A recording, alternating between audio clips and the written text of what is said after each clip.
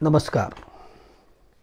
भारत में ही नहीं बल्कि पूरी एशिया में सबसे बड़ी शिक्षण संस्था रयत शिक्षण संस्था के नाम से जानी जाती है।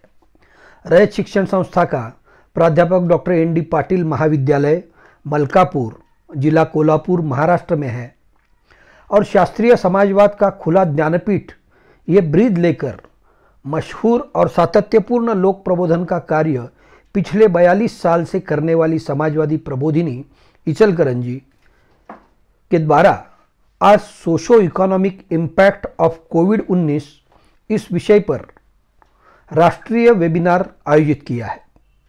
इस वेबिनार के अध्यक्ष और महाविद्यालय के प्राचार्य डॉक्टर सुनील हेलकर जी, जिन्होंने अभी अपनी बहुत ही महत्वपूर्ण बात कोविड और अर्थनीति पर रखी, वो मेरे स्नेही और वरिष्ठ अर्थशास्त्री प्राध्यापक डॉक्टर प्रकाश कांबळे जी, संयोजक प्राध्यापक संदेह और संस्था के सब सहकारी। और इस वेबिनार में भारत के अधिकांश राज्यों से सहभागी हुए आप सब अभ्यासक, प्राध्यापक और मान्यवर भाई और बहनों, आपको मेरा नमस्कार।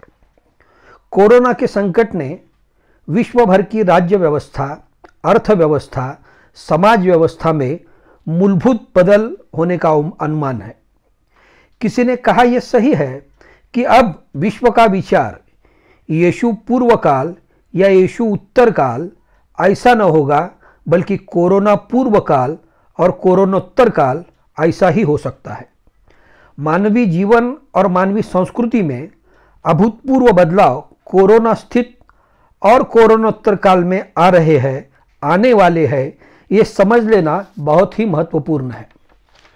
इस स्थिति की चर्चा करना और इस पर कुछ उपाय योजना खोजना, विचार विमर्श करना महत्वपूर्ण है।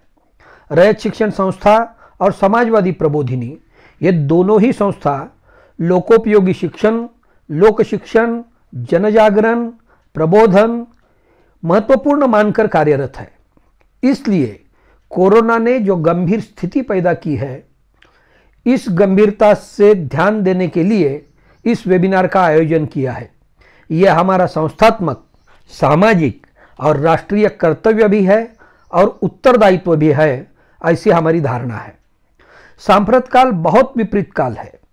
समाज में जो सबसे गरीब, मजदूर, बेरोजगार, एक वक्त की रोटी भी जिनके नसीब में नहीं होती, ऐसे लोग करोड़ों की तादाद में बढ़ रहे हैं। उद्योग लॉक हो गए हैं और वर्तमान और भविष्य डाउन हो रहा है। जो सबसे गरीब है वह अपनी जान बचाने के लिए सबसे ज़्यादा कर अदा कर रहे हैं, टैक्स भर रहे हैं। कहीं वो अपने आबरू बेचने पर मजबूर है, कहीं वो भूख से मर रहे हैं, कहीं वो जान दे रहे हैं, काम मांग रहे हैं मगर काम नहीं है। ऐसी स्थिति इस देश में बढ़ रही है और समाज में जब ऐसी बहुत असमतोलता आती है तो बहुत ही गंभीर सामाजिक परिस्थिति तैयार हो जाती है। गंभीर प्रश्नों का उत्तर सत्ताधारियों को गंभीरता से ही देना महत्वपूर्ण होता है। तालियां और हाथ बजाने से कोरोना जाता नहीं और ना ही गरीब भूखों की चीखें तालियां बजाने से कम नहीं होती। कोरोना वायरस विश्व भर के अनेक देशों में बहुत गंभीर सवाल खड़ा कर रहा है। यहाँ हमें अपने देश के बारे में अर्थात भारत के बारे में ही विचार विमर्श करना है। भारतीय राजनीति, अर्थनीति जिस प्रकार के मोड़ ले रही है, इसी कारण से सामाजिक स्तर पर भी बहुत ही बड़े बदलाव हो रहे हैं। पिछले कई सालों से भारतीय राजनीति जिस विचारधारा से काम कर रही है, वह बहुसंख्याकवादी राजनीति है। इसके परिणाम भी सामाजिक स्तर पर दिखाई दे रहे हैं। कोविड-19 का संकट भारत में आज भी फैल रहा है, मगर इसके फैलने का कारण विशिष्ट धर्म के लोग हैं, ऐसा अत्यंत निंदनीय और असत्य कथन करने का और यह बात फैलाने का प्रयास हो गया था, हो रहा है। पिछले 8-10 सालों से सोशल मीडिया भारतीय समाज व्यवस्था में बहुत ही बदलाव कर रहा है। इसकी ताकत चुनाव में जीत दिलाने या चुनाव में हार दिलाने इतनी सक्षम हो गई है। सत्य को झूठ और झूठ को सत्य बताने का काम सोशल माध्यम कर सकते हैं। इसके लिए देश भर में हजारों की तादाद में पेड सर्वेंट और लाखों अंधानुयायी काम कर रहे हैं। इसलिए कोविड-19 के सामाजिक परिणाम की ओर ध्यान देते हुए यह पहली बात समझ लेना चाहिए कि भारतीय संविधान में जो धर्मनिरपेक्षता से लेकर लोक शक्ति की सार्वभौमता की मूल्य व्यवस्था बताई गई है, इसको हानि पहुंच रही है। भारतीय राष्ट्रवाद जब विशिष्ट धर्म का राष्ट्रवाद, सांस्कृतिक राष्ट्रवाद बन जाता है, तब हमारे समाज और देश का अधःपतन निश्चित है और हमें इस अधःपतन से बचना है, क्योंकि हम सब सच्चे देश प्रेमी हैं। हम स्वतंत्र संग्राम में जान की बाजी लगाने वाले पुरखों के वंशज हैं। ब्रिटिशों की मदद करने वाले, स्वतंत्र दिन को काला दिन मानने वाली परंपरा हमारी नहीं है। ये भारतीय परंपरा नहीं है, यह हमें जान लेना चाहिए। कोविड-19 के सामाजिक परिणाम के विषय बहुत ही बड़ा है, मगर मैं इसमें से शीर्षस्थ मुद्दों पर ही बात करूंगा। कोविड-19 का संकट समझने में हमने देरी की है क्या? लॉकडाउन की घोषणा हमने वास्तविकता न जानकर नाटकीय ढंग से की है क्या? इसके सामाजिक सांस्कृतिक इष्ट अनिष्ट परिणाम की ओर हमने ध्यान नहीं दिया था क्या? इसका हमें आकलन और अनुमान था क्या? कोरोना पूर्व काल में हमारी समाज व्यवस्था बिल्कुल सुदृढ़ थी और इस संकट ने सब ध्वस्त कर दिया, यह सही है क्या? हमें सोशल डिस्टेंसिंग चाहिए था या फिजिकल डिस्टेंसिंग चाहिए था? संकट काल में भी राजनीति का ऊपर आना कितना सही है? अन्न, वस्त्र, निवारा, शिक्षण और आरोग्य, ये जो जीवनावश्यक घटक है, इसका देश के हर एक को कितना और कैसा लाभ इस काल में हुआ है? बेरोजगारी से लेकर कायदा और सुव्यवस्था तक के प्रश्न खड़े हो गए हैं और कोरोनोत्तर काल में और गंभीर होने वाले हैं। इसकी जानकारी सही रूप से दी गई है क्या? सामाजिक परिस्थिति विपरीत ना हो जाए, इसलिए जो पैकेज घोषित किया था, इसका सत्यांश क्या है? आत्मनिर्भर देश को बनाना है या हर एक व्यक्ति को तुम आत्मनिर्भर हो जाओ, हमसे उम्मीद ना करो, ऐसा बताना है? ऐसे बहुत ही सामाजिक प्रश्न आज खड़े हो गए हैं। एक बात हमें ध्यान में रखनी चाहिए कि हम जो सोशल डिस्टेंसिंग शब्द इस्तेमाल कर रहे हैं, उसे बंद कर देना चाहिए। इस शब्द का अर्थ भयावह है। वर्ण व्यवस्था की तरफदारी इसमें ध्वनित होती है। अछूतता से लेकर उच्च नीचता का जो मनुष्य निर्मित है, इसका समर्थन इस शब्द में आता है। हमें सामाजिक अंतर नहीं रखना है, बल्कि हमें फिजिकल अंतर रखना है। कोरोना विषाणु का संक्रमण ना हो जाए, बाधा हमें ना हो जाए, इसलिए हमें ये फिजिकल डिस्टेंस रखना है। WHO यानी वर्ल्ड हेल्थ ऑर्गेनाइजेशन ने भी ये शब्द बदल रखा है, मगर हमारे कई माध्यम और हमारे कई भाई बहन आज भी इसी शब्द का इस्तेमाल कर रहे हैं, जो बिल्कुल गलत है। आज हमारी पूरी समाज व्यवस्था का नियंत्रण अर्थव्यवस्था ने काबिज कर दिया है।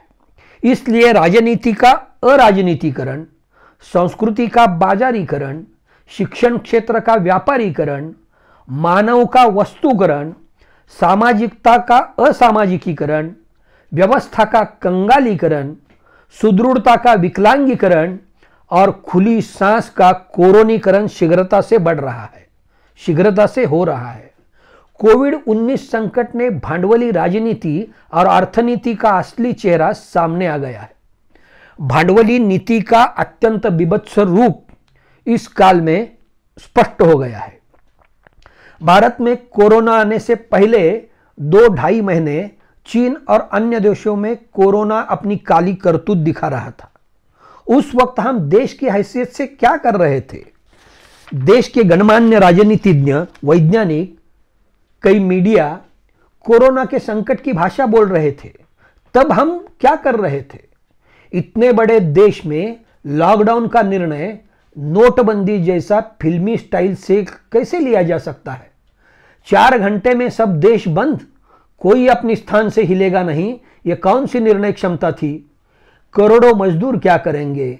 अन्य लोग क्या करेंगे?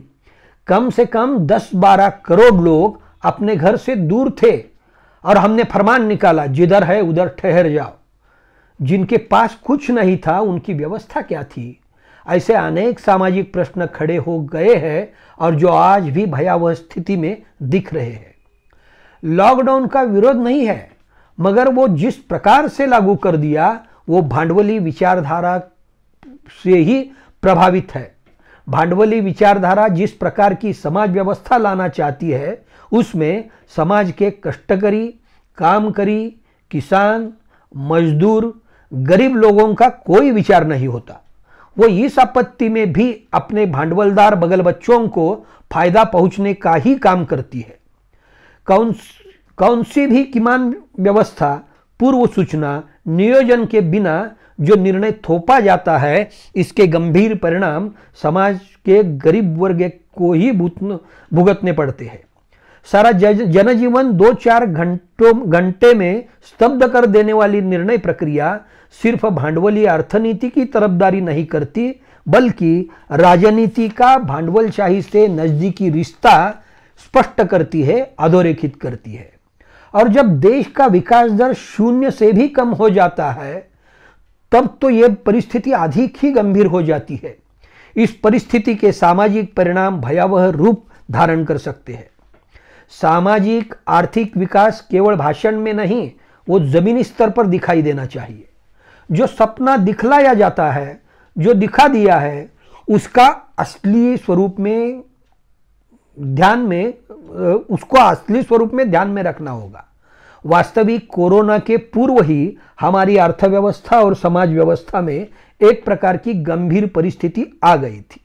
ये सच है कि रुपये की तरह अर्थव्यवस्था भी हमारी गिर रही थी और मॉब लिंचिंग जैसे कई दुर्घटना घट रही थी। कोरोना पूर्व काल में हम देश के नाते विश्व में बहुत आगे थे और पिछले 2-3 महीने में सब पर पानी फेर दिया, ऐसा बिल्कुल नहीं है। इसलिए कोरोना के सामाजिक परिणाम जानने के लिए हमें पहले क्या था यह भी समझ लेना अत्यंत जरूरी है। मैं इस विषय पर वक्त कम होने के कारण ज़्यादा भाष्य नहीं करूंगा और वैसे भी आप सब देश की आर्थिक सामाजिक परिस्थिति किस दौर से गुजर रही थी, किस दौर से गुजर रही है, ये जानते हैं। इसलिए मैं कोरोना के सामाजिक परिणाम ही अधोरेखित करना चाहूंगा। कोविड-19 ने भारत में करोड़ों लोग रोजगार गंवा चुके हैं। इसमें जैसे रोजंदारी करने वाले मजदूर हैं, वैसे बड़ी बड़ी कंपनियों में बड़े बड़े पद पर काम करने वाले उच्च शिक्षित और बड़ी पगार लेने वाले भी लोग हैं। वर्क फ्रॉम होम से हम नो वर्क के मोड पर आज आ गए हैं। आज की अखबार में सर्वोच्च न्यायालय का एक फैसला आया है। कल यानी 9 जून 20 को सर्वोच्च न्यायालय ने केंद्र और राज्य सरकारों को एक आदेश दिया है। लॉकडाउन में जो स्थलांतरित मजदूर अपना सब कुछ गंवा चुके हैं, उनको उनके ही गांव में रोजगार उपलब्ध कर देना चाहिए, यह सर्वोच्च न्यायालय ने कहा है कल। जब देश का सर्वोच्च न्यायालय रोजगार की बात में हस्तक्षेप करता है, तब हम कितनी भीषण सामाजिक स्थिति से गुजर रहे हैं और सरकार नाम की यंत्रणा कितनी नाकाम हो रही है, यह स्पष्ट होता है। सोशल मीडिया प्लेटफॉर्म पर काम करने वाली लोकल सर्कल नाम की एक मान्यवर संस्था भारत में है। परसों यानी 8 जून को उनका एक अहवाल आया है। यह संस्था अपना अहवाल केंद्र और राज्य सरकारों को गेले अनेक वर्षों से देती आ रही है। 8 जून 20 को अपने अहवाल में ये लोकल सर्कल बताती है कि भारत में नैराश्यग्रस्त लोगों की तादाद 3 गुनी बढ़ी है। 56% लोग चिंताग्रस्त है। यह आज का अनुमान है, कल इससे भी ज़्यादा गंभीर परिस्थिति हो सकती है। कोविड का गंभीर ये सामाजिक परिणाम है। निम्न मध्यम वर्ग और उच्च मध्यम वर्ग आज भविष्य के कारण बहुत ही चिंतित है। शिक्षण व्यवस्था की हालत भी गंभीर है। पिछले साल नई राष्ट्रीय शिक्षा नीति का स्वीकार कर दिया। इस पॉलिसी में तो बहुत ही गंभीर बातें थी और है। आज कोविड-19 ने शिक्षा की व्यवस्था में बहुत बदलाव आने की संभावना है। परीक्षा, ऑनलाइन शिक्षण के प्रश्न गंभीर है। फिजिकल डिस्टेंसिंग रखकर शाला और कॉलेज कैसे चलाना, यह भी गंभीर प्रश्न है। ऑनलाइन शिक्षण की चर्चा ठीक है, मगर वास्तव अच्छा नहीं है। दिल्ली विद्यापीठ के प्राध्यापक शौमित महाजन ने 29 अप्रैल को इंडियन एक्सप्रेस में एक लेख लिखा है जिसका शीर्षक है सम ऑनलाइन क्वेश्चंस। इस लेख में उन्होंने बताया है कि भारत के 50% विद्यार्थियों के पास मोबाइल है। उसमें से 63% विद्यार्थियों को ही ऑनलाइन अभ्यास का कभी कभार लाभ मिलता है। 40% विद्यार्थी नेट कनेक्शन के प्रॉब्लम से चिंतित है। 30% विद्यार्थियों को यह नेट का खर्चा ज्यादा लगता है। लाइट की समस्या है। खुद दिल्ली विश्वविद्यालय में 35% विद्यार्थी ग्रामीण परिवार से आते हैं। 75% विद्यार्थियों के पालकों की उत्पन्न 5 लाख से कम है। यह वास्तव सामाजिक स्तर में पर हमें ध्यान में लेना चाहिए।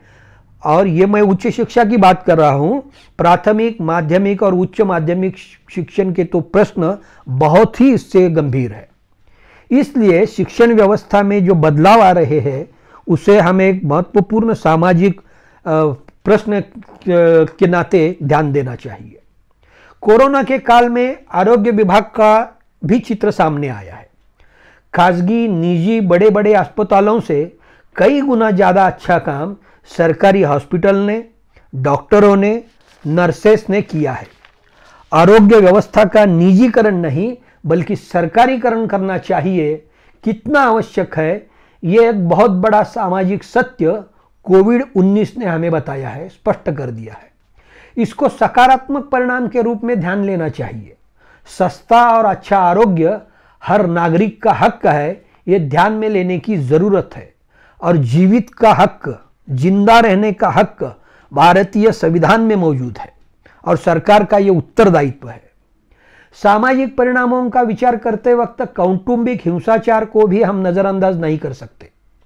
कोविड-19 के लॉकडाउन के काल में देश भर में ही नहीं बल्कि पूरी दुनिया में महिलाओं पर अत्याचार का प्रमाण बढ़ गया है।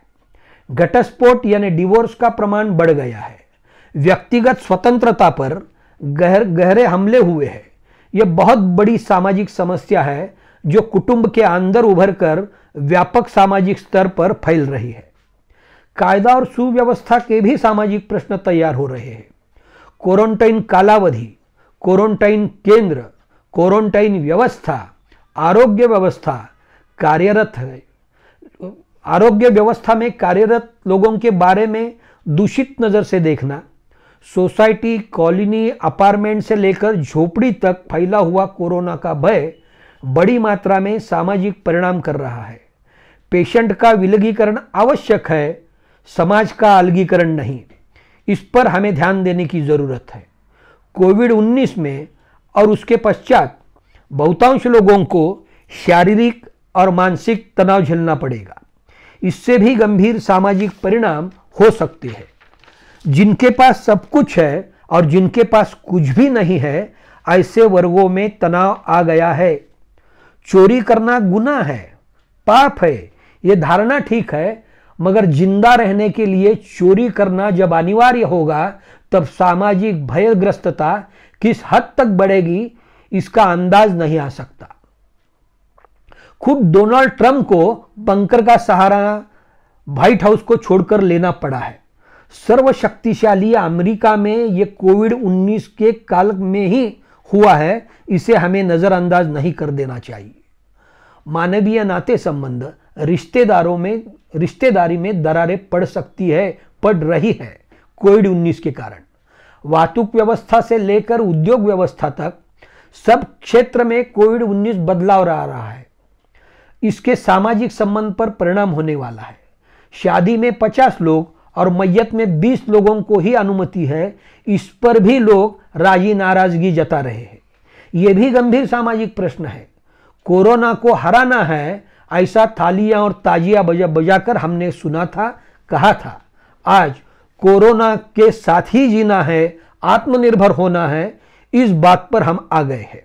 इसके भी अनिष्ट परिणाम, सामाजिक अनिष्ट परिणाम हो रहे हैं, होने वाले हैं। कोविड-19 के परिणाम व्यक्ति से लेकर कुटुंब तक, कुटुंब से लेकर समाज तक, समाज से लेकर राष्ट्र तक और राष्ट्र से लेकर विश्व तक होने वाले हैं, हो रहे हैं। इसको बहुत बारीकियों से हमें देखना चाहिए। सामाजिक परिस्थिति को गंभीरता से बचाना है तो हमारी संकुचित राजनीति और अर्थनीति को बदलना होगा। मैं की जगह हम का विचार करना महत्वपूर्ण है। विविध जात, धर्म, पंथ से हमारा भारतीय समाज बना है। हजारों वर्षों से एकता है यहाँ। इसमें हम जातिवाद, धर्मवाद की राजनीति करेंगे तो समाज एक नहीं बल्कि अलग अलग हो जाएगा, अलग थलग हो जाएगा।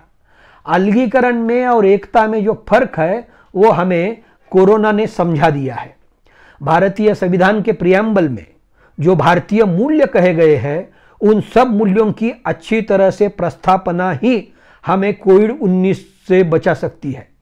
जो सामाजिक गंभीर प्रश्न इस काल में उभर कर आए हैं, उससे हमें भारतीय राज्य घटना का प्रियम्बल ही बचा सकता है। धर्मनिरपेक्षता से लेकर समाजवाद तक के सब मूल्यों को स्वीकार कर राजनीति को अच्छा बनाकर अच्छा समाज तैयार हो सकता है, नई पीढ़ी बना सकते हैं हम।